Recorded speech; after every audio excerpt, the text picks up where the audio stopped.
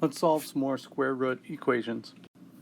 Remember, to get rid of a square root, we square both sides. So if we have square root of x is equal to 3, to get rid of that square root, I'm going to square both sides. The square and the square root will cancel and leave us with x. On the other side, we have 3 squared, which is 9. And as soon as there were other operations happening in our equation, we had to follow our order of operations. Remember that with the order of operations, when we're solving equations, we work backwards. So we're going to get rid of adding, subtracting first, then multiplying and dividing.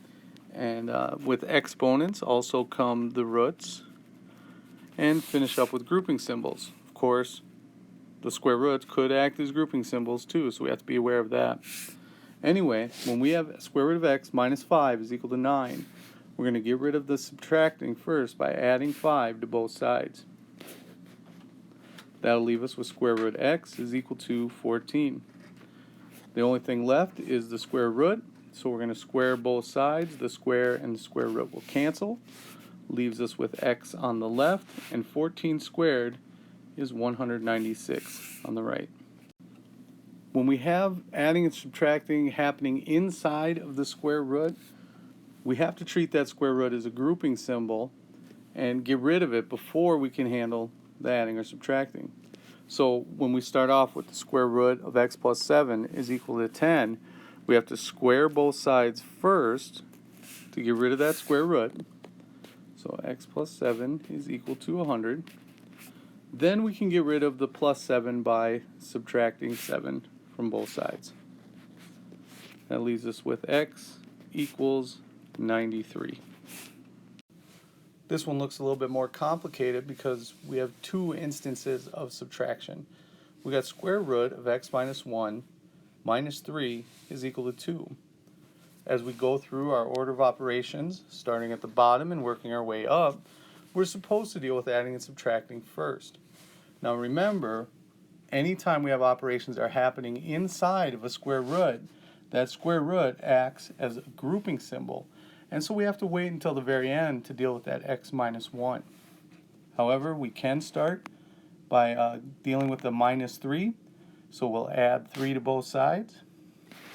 These guys will cancel. And we'll be left with square root x minus 1 is equal to 2 plus 3, which is 5. Now we can get rid of the square root by squaring both sides. Square and the square root will cancel. X minus 1 equals 5 squared, which is 25. And finally, we can get rid of that minus 1 by adding 1 to both sides. X equals 26. Now here's one that's fairly complicated. Negative 5 square root of x minus 3 plus 4 is equal to negative 6. So we got all sorts of things happening. As we work through our order of operations, the first thing we should do is add or subtract anything that we can that's outside of the square root. So we do have this plus 4 that's happening. To get rid of that, we can subtract 4 from both sides. That leaves us with negative 5 square root x minus 3. And on the right-hand side, negative 6 minus 4 is negative 10. Now notice that this negative 5 square root of x minus 3, that is multiplied by the square root. So we're not going to add 5 to both sides. We're done dealing with the adding and subtracting.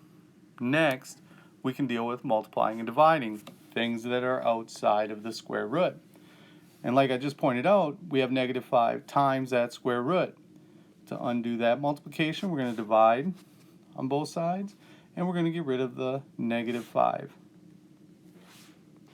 That'll get the negative 5s to cancel, so we'll be left with square root x minus 3. And on the right-hand side, negative 10 divided by negative 5 is 2. Next, get rid of the exponents or roots, so the square root.